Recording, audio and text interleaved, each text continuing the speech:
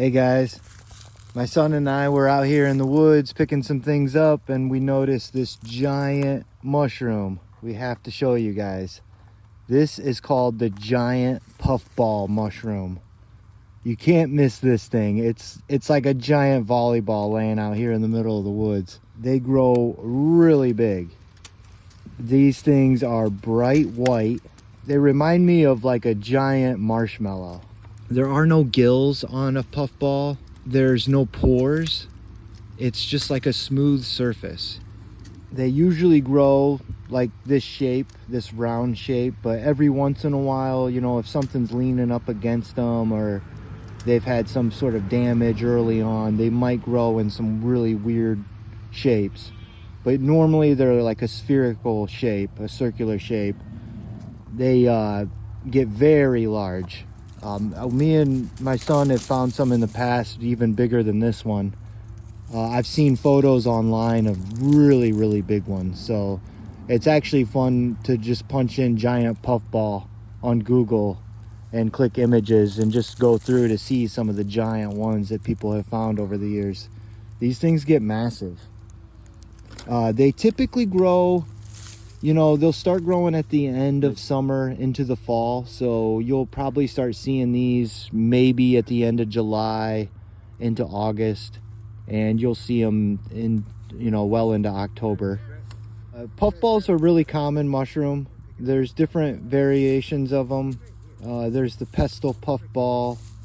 And this one is the giant puffball. This is the largest of all the puffballs. These are edible, which is good news because they're so big.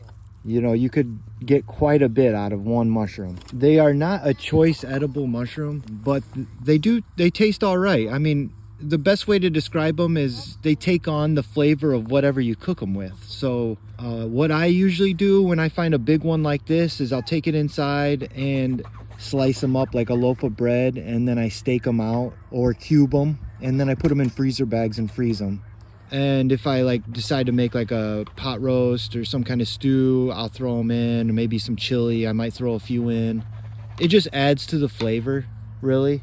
If you do want to eat them just by themselves, you know, I'll throw them in a pan with a little bit of butter and just saute them up. I almost make almost like mushroom fries with them, like mushroom steak fries. The kids really enjoy those. So yeah, there's different things you can do with these. It's definitely an interesting mushroom. One thing when you are harvesting puffballs, you should stay away from the outside skin.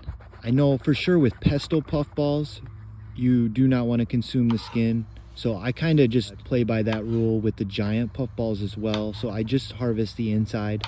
I don't think with the giant puffball that the outside of the skin is necessarily toxic, but it's just, there's so much surface area. It's hard to say, you know, if any animals have, you know, if there's any kind of bacteria growing on it or any kind of bugs that have left anything behind. So it's just best to harvest the inside of it and try to get rid of that outside layer. Any puffball, when you go to harvest a puffball, you want to cut it in half and see what the inside looks like. If it's bright white, then it's good to go. If there's any other sort of off color, then it's probably too far gone. If you start seeing some yellow or worse, a brown or even darker than that, it's too far gone. It's starting to rot out. You want to see bright white, like marshmallow white. So when you cut into these things, you want to see a bright white color. You can typically tell just by the firmness of it if it's still good or not, but just to be sure, you want to slice into it and see to make sure if it's bright white.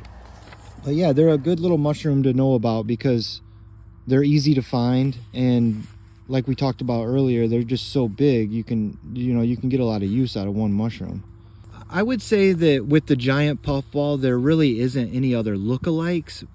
Once the giant puffball is fully fleshed out and grown, there isn't really any mushroom out there like it except other puffballs. But when they're first coming up out of the ground, you know, you'll see these little white mushrooms, and there's a lot of poisonous mushrooms that look just like that. So really the best thing to do with giant puffballs is to wait until they're fully grown and you know for sure that that's what they are. just because of their size. It's not a choice edible mushroom just because it lacks flavor, but it's definitely worth the time to harvest, I think, because just how much you get out of one mushroom. It's a super cool, interesting mushroom. I know my son loves to find these things because he always gets super excited when he sees one. They're just so big. It's almost like finding a ball. This is the one mushroom you can drive down the road at 55 miles an hour and see one out in the woods. We do find these right here on our property. We found this one right here in the woods. They must prefer something in our woods because this is the third year now of finding them. We are still planning on going out and trying to find some more mushrooms this fall. We are dealing with a bit of a drought where I live. It's very dry, so we're not super hopeful for the mushroom season, the fall mushroom season this year. We are going to try to get out and look around a little bit and hopefully we find something, but just the lack of rain really hinders mushroom growth. So I don't anticipate seeing too much. But if we do find anything, I'll be sure to share it with you. So make sure you stay tuned. Hopefully we'll have some more mushroom videos coming. Thanks a lot for watching, guys. Appreciate it.